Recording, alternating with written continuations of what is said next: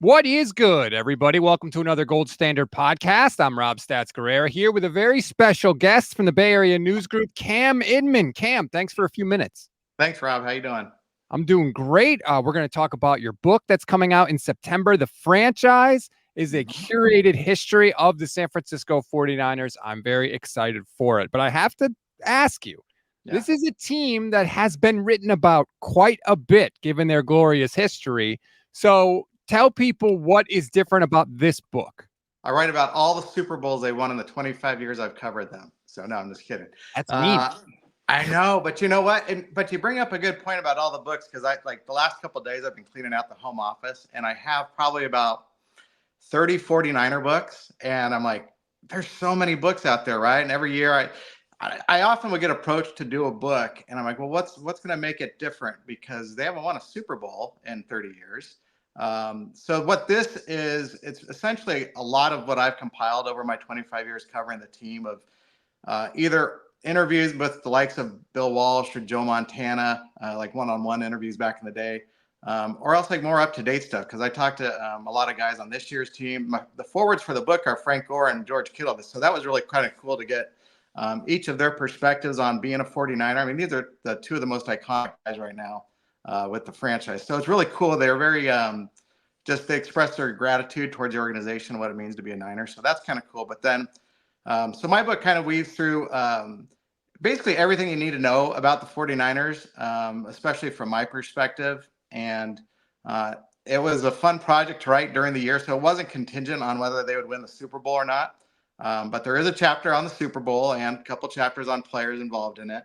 And it's a lot of it's just through my eyes of covering the team and behind the scenes stuff. So I think people enjoy it. The book comes out in September. Again, it's called The Franchise. How would you, as you said, you've been covering this team for a quarter century. How would you say your role has evolved from when you started in 2000 to now? Well, we weren't doing podcasts like this in 2000. We were doing maybe 2 stories a day that just had to be in probably by 10 p.m. at night to make the print edition. And then obviously everything changes, and it's not a bad thing. I mean, I think it's great that there's more content, more ways to access information.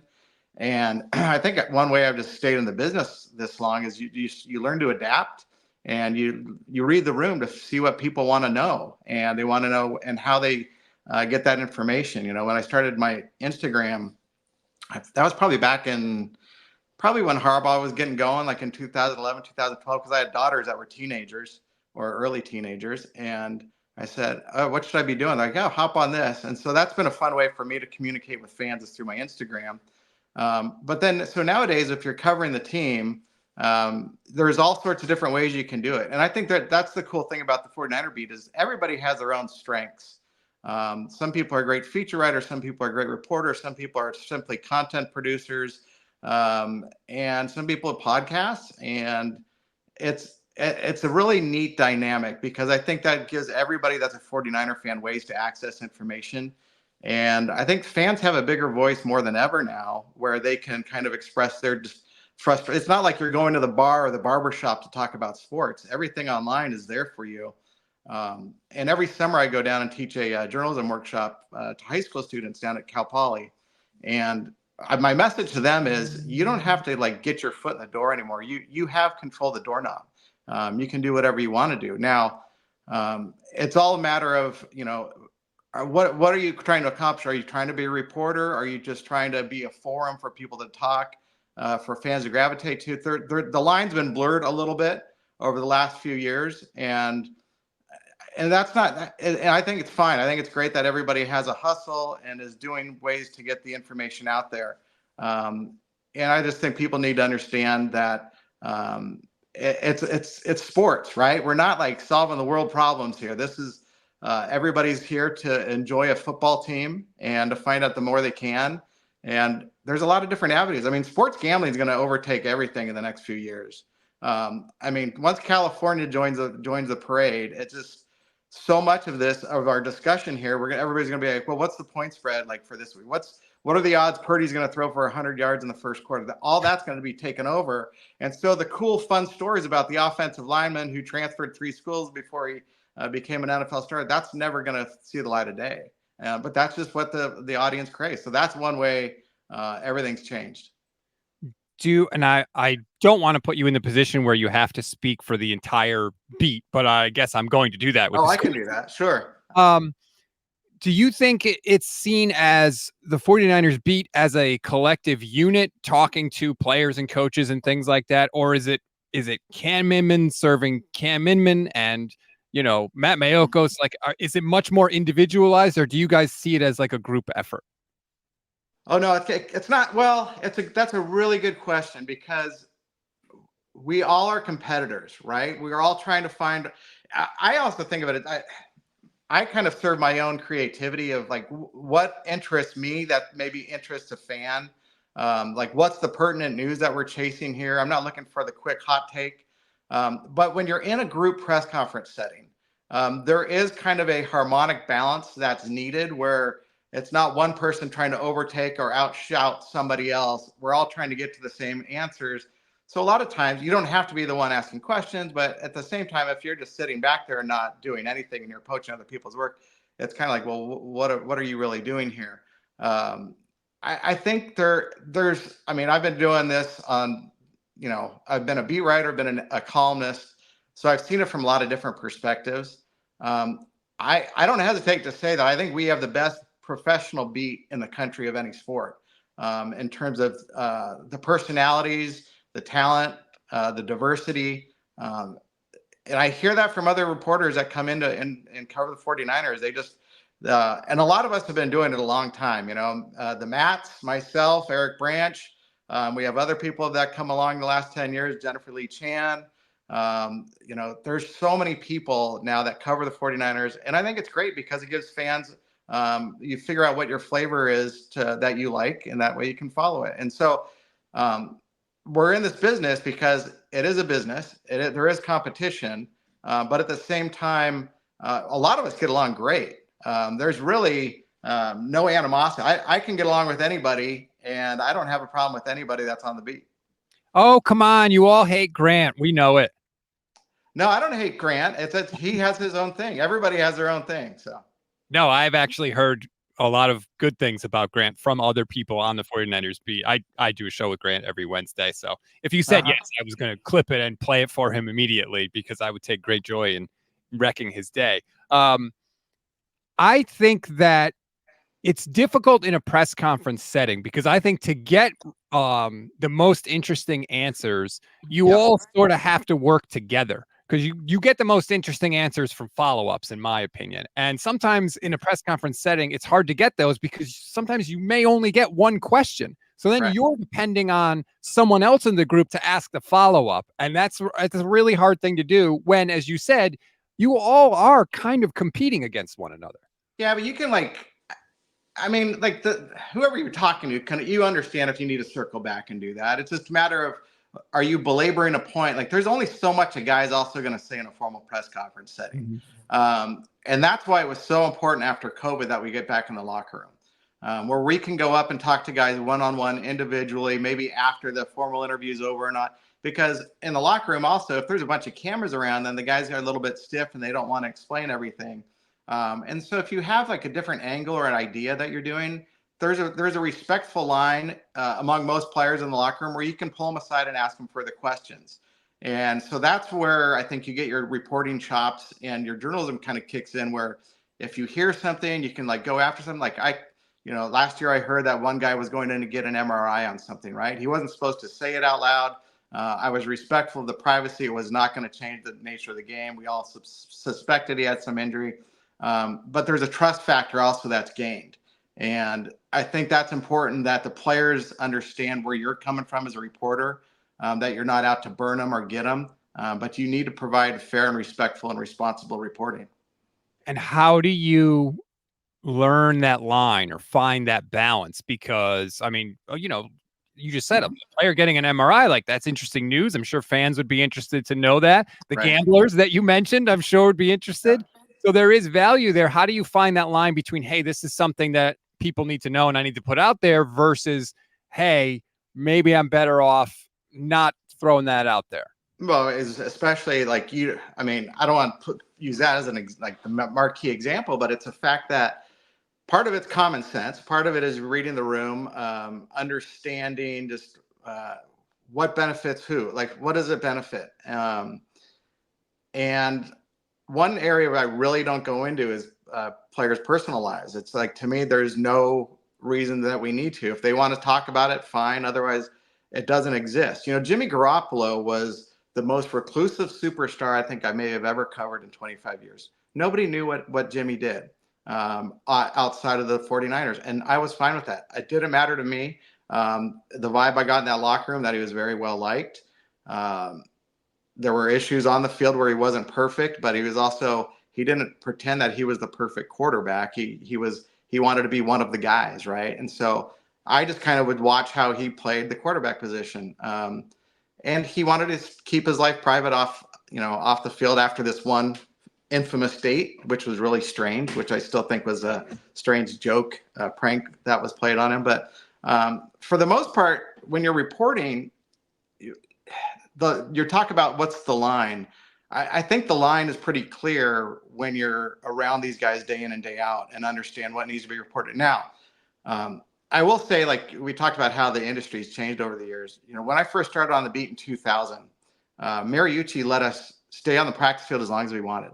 So I would stay out there for the 2-hour practice and try to learn as much football as I could. And that means I'm watching what these coaches are telling these players, and not just the starters. I'm watching which backup players maybe are getting better reps or making progress, and that leads to different conversations in the locker room. You could talk to the players a lot more freer, the assistant coaches as they're coming off the field.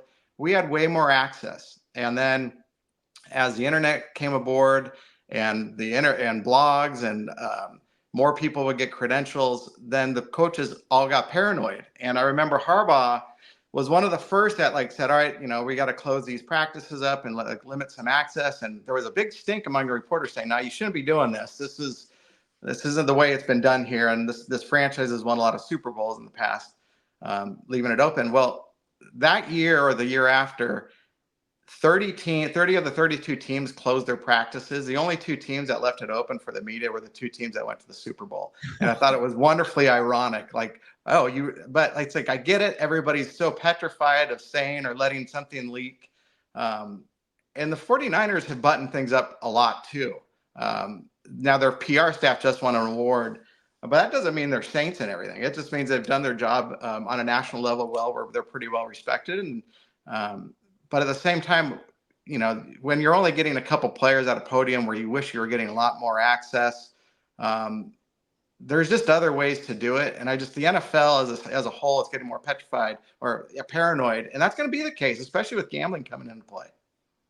I have maintained that I feel like with the 49ers, and I think across all sports, there is a hesitancy perhaps to put things out there that the team does not like, because if that happens, the team can just revoke your access like that, because now they have their own media outlets to get whatever message out there that they want. Would you agree that that is a trend that has happened, or am I wrong?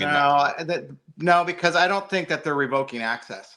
I mean, there's been times where there's been conflicts and there's been discussions, but for the most part, that they allow freedom of the press, and they don't really have a lot of in-house media the way they used to. I mean, they're not writing these long feature stories or in-depth stories. They don't have the staff for it. A lot of we all think that every team's taking control of their media, and they are from a marketing perspective, more in terms of videos, but not really in terms of reporting and that's really a shame. A lot of teams will hire other people to give an analytical view. I think, Bay Area fans understand we're not dumb, right? And it's like, nobody is such a passionate fan where they can't handle reading any criticism. The 49ers, they could do a better job of expanding that. But at the same time, I can't recall them stripping somebody's credential where it wasn't warranted, it really hasn't happened much in 25 years. I mean, there's been 1 or 2 frauds that have come through, and they recognize it and they say, oh, this person shouldn't be at a game or shouldn't get credentialed. But at the same time, media is evolving. So they're really trying to have to balance this. Well, what makes you a credentialed reporter, right? Where you should have access to the practice field and the locker room and our players. And that's something that I think every like professional franchise grapples with. You mentioned the one-on-one conversations that you could have being around the team in the locker room. Is there a one-on-one conversation that you put in the book that is a favorite of yours, or that you has a special place in your heart? Well, yeah, I think they all are, right? I mean, there's like, so my book has, I mean, you start off with quarterbacks, right? It's the 49ers. So I did about a chapter on about six quarterbacks or so. Then I moved to some of the legends, maybe about 10 legends, and included in some of those are just, it's just like, yeah, because every time I speak to somebody, I really try to learn something. And going back to Bill Walsh was in one of the legends chapters, and I was really fortunate. Bill was the GM then when I first came in, and anytime I had a talk with Bill, it's like I made sure to transcribe it, and I kept that stashed away, which kind of helps in a book like this where I can say, yeah, this is why Bill thought Joe Montana was going to be a good quarterback. Or even the chapter I did on Bill wasn't necessarily about him discovering quarterbacks or the West Coast offense.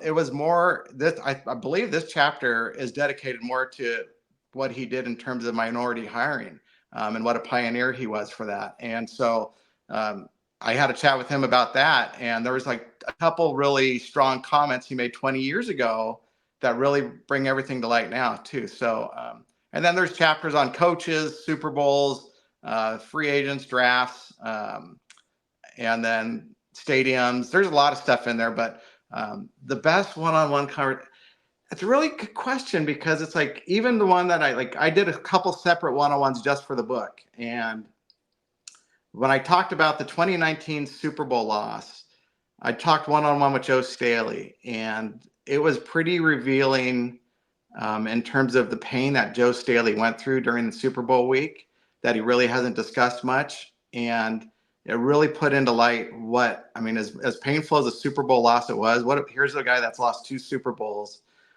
He's retired now. And just the words that came through and some of the stuff Joe told me it was really eye-opening. And I just really appreciate it. I really appreciate it anytime I get one-on-one interviews with anybody, because they're giving you their time, and they're trusting you to tell their story. So there's a lot of, Steve Mariucci was great, where I was asking Mooch, I was asking him something about like the comeback win over the Giants in the playoffs, right? That epic one.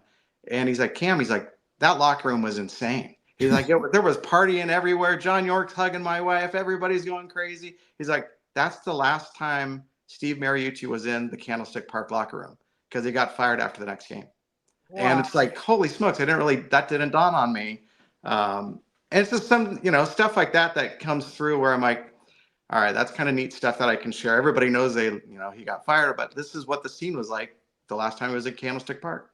Jeez, I didn't even realize that myself. That's incredible. The book is called The Franchise. It comes out in September. I do want to ask you one last question before I let you go. Yeah. Brandon Aiyuk will be a 49er. No, that actually wasn't it. I was wondering that, but that wasn't where I was going. Shanahan, I feel like, has taken a beating, specifically after this last Super Bowl loss. There's been a lot of criticism. I have been very critical of him, but also defending him, because I think he's a fantastic coach. I think he's a great coach, and I'm not like tired of him or anything like that. Mm-hmm.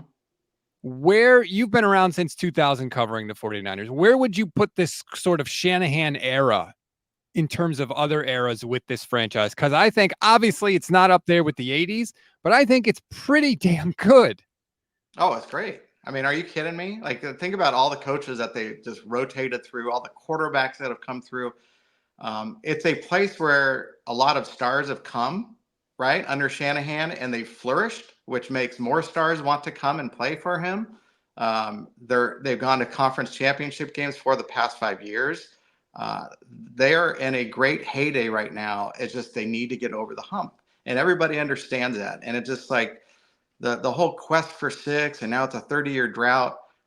There's constant reminders and there's urgency, right? And so I get from him that he's very intent on getting over that hump, that he's not complacent, but he's in such a good, strong position with ownership, with the general manager that's working really well with him. And there's all this, there's been a lot of constant shuffling of his coordinators, right? Because everybody's getting hired away from him.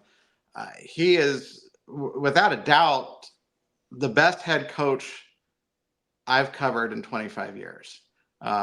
I really enjoyed coaching with or learning under Steve Mariucci when he was coaching the Niners. I thought he was a great coach, but he was, I think, hamstrung by the change of ownership that was underway between the DeBartolos and Yorks, which was really too bad because I thought Steve was a wonderful coach, really bright guy, obviously extremely personable and a great communicator. So, but at the same time, that roster didn't really allow him to flourish because they blew up the team. Also, there was so much salary cap issues, the transition from Walsh to Donnie. It was a freaking nightmare. One year after the other, there was, it wasn't fair to Steve. With Kyle, there's been this incredible stability and growth year after year where at the end of the day, people are going to say, we need to see a Super Bowl ring. And he knows that. The Yorks know that. It's not like they've said, all right, we've given you all this money for 5 years. We have nothing. We're going to fire you and get somebody. Who else are you going to bring in that's going to be better right now? That's going to have a better control, firm grasp. His message hasn't gotten stale. Jim Harbaugh was a great coach. Really enjoyed with Jim. And Jim challenged us as reporters more than any other coach could, right? It's like, you can't ask lazy questions. You have to understand what you're doing. And I thought that was tremendous.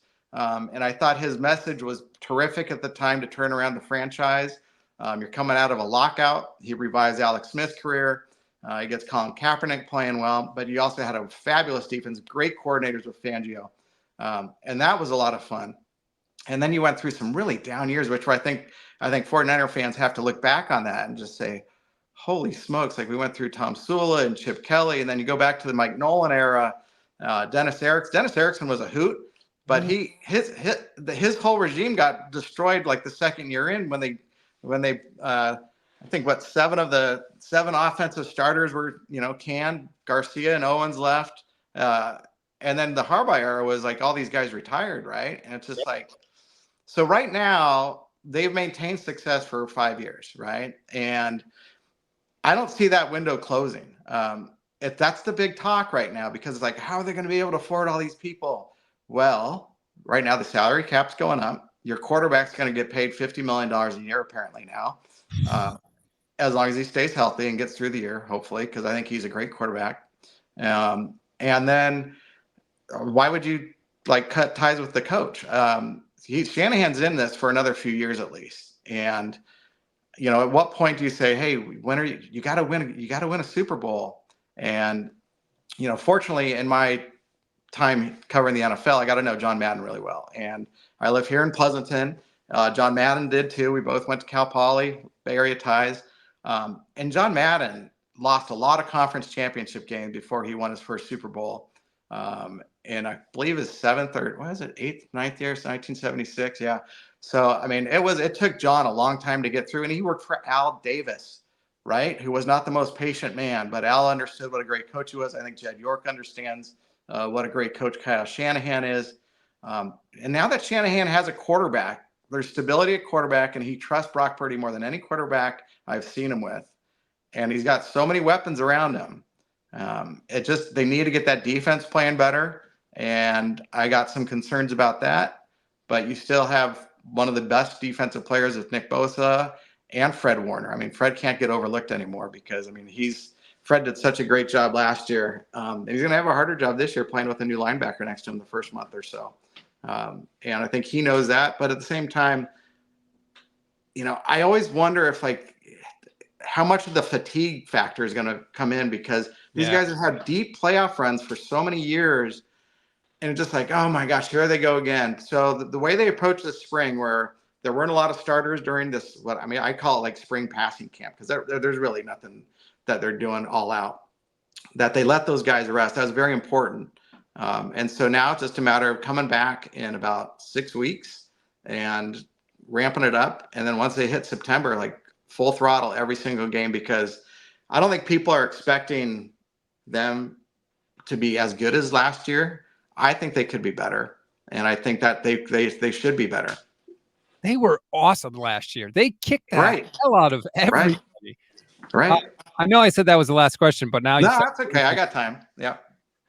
I'm under the impression that Brandon Staley is the defensive coordinator of this team. I don't care what they say about Nick Sorensen. He's a babysitter for Nick Sorensen. That is my concern. I'm not buying what they are selling. You mentioned you have concerns about the defense. Is that one of your concerns, or is that not a big No, deal? I think initially, especially from the outside looking in, you're wondering how this juggling act's going to go. The belief, I sense a lot more belief in Nick Sorensen than I did in Steve Wilkes, because the guys know Nick Sorensen, the defenders know him, which is kind of strange. Like, okay, he's been here for 2 years, but what has he really done, right? But they know him, and they've all vouched strongly for him. So I think that's great. So now here comes the dynamic of Brandon Staley, right? And I get this, and I understand it, and I think the fact that they delayed this announcement made it so much weirder, right? And I think that did not serve either of them or the Niners well. It's just like, put out a freaking release that, yes, we hired a new defense coordinator. We've also hired Brandon Staley as his assistant head coach. That's all you had to do. So by being on the practice field the last couple of weeks, now this is where I can use my eyes and ears to understand how this is going to work out. And this is why I think it's going to work out fine. So Nick Sorensen is controlling the defense, right? He's calling in the plays. Brandon Staley's also on the sideline. He's talking to the defensive backs, right? Maybe Fred Warner comes by, says something also. Brandon Staley's not angling to take control of that defense whatsoever. He's kind of more of a communicating, talking to other stuff. And Sorensen's one that's in charge of everything. I don't sense that Nick Sorensen's a shrinking violet in this light. Oh my gosh, I'm a first-time coordinator. The guy played in the NFL for 10 years. He's been an assistant coach for a long time. I don't know him, so I'm not like vouching that like how great of a coach he's going to be. I'm just telling you from what I see, it doesn't look too big of a job for Nick Sorensen in terms of it's going to be too big of a job. We're going to have to pull him out and put Staley in from the bullpen. I don't get that. And mind you, Brandon Staley is only a defensive coordinator in the NFL for 1 year with the Rams. He was a head coach for not even quite full 3 years. I loved Brandon Staley as a head coach his first year or so. Thought he was different, that he communicated really well, came across very sharp. But then some of these in-game decisions, and they would backfire on him. And I thought he had a really talented roster, and that didn't work out. And mind you, you're playing second fiddle in LA to a team that was really big contender. I like Brandon Staley, but I still think this is Nick Sorensen's defense. And I think it's actually Fred Warner's defense, to be honest with you. It's Fred Warner like leading that whole defense, leading that team. And then if Nick Bosa amps up his game even more because he needs to, and then you need Leonard Floyd on the other side helping him out and good interior guys, then you have your defense back. And then you just hope to God the secondary is fixed and is doing all right, because it's too easy to get exposed in today's NFL, the way the pass game rules are set up, where, yeah, you could have Charvarius Ward as a lockdown all-pro, Diamador Lenore as an ascending cornerback. So Renardo Green or Isaac Yadam, those guys better be ready to play. Green, sticky. I like his aggressiveness, but, Ambry Thomas was a sticky, aggressive rookie cornerback a couple years ago, and that didn't work out so well for him the last couple of years. No, it did not. All right, well, then you're making me feel a little better about it, because I just felt like, especially if the defense struggled those first couple of weeks, they've got the week 9 bye. It kind of set up where like, oh, actually Brandon Staley's going to, slide in here and do all that. Because I think that there's a little, for Staley, it's like you want that sort of Shanahan bump, right? The Shanahan Career Rehabilitation Center, where everyone that is on this damn coaching staff gets hired pretty quickly.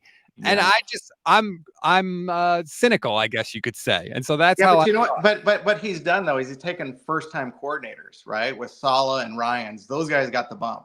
Sorensen's a first-time coordinator. Staley's had it, so it's like and it's not Shanahan necessarily. There's other guys. I mean, but although there was really one interesting part last season, and maybe we can go off and finish that out. But when Nick Bosa talked about how well they defended Jalen Hurts in November, right, when they beat the Eagles, and he said, yeah, well, Kyle came in and told us some stuff that we need to do as pass rushers to be a little bit more patient. I'm like, okay, so the Wilkes era is done. I mean, it's like, and that could be true of any week, but the fact that it's aired out and it's not just because Nick's squealing on Steve Wilkes, it brings to light that Kyle had to intervene, where it's like Sorensen understands how this defense is supposed to run. And they've got a lot of the same guys in place, those position coaches. So it's not like, oh no, I got a new defensive line coach to coach. I got it. Johnny Holland's not a linebacker. He's still there. You got Daniel Bullocks and the safeties. and then Staley can help out with the other guys. So it's a good coaching staff. They've been around. There's a lot of continuity, and I think that's the key thing right now. Is they've gone to these playoff runs. They have this continuity, and they just need to have good health, and hopefully that works out so that's another long playoff run to talk about.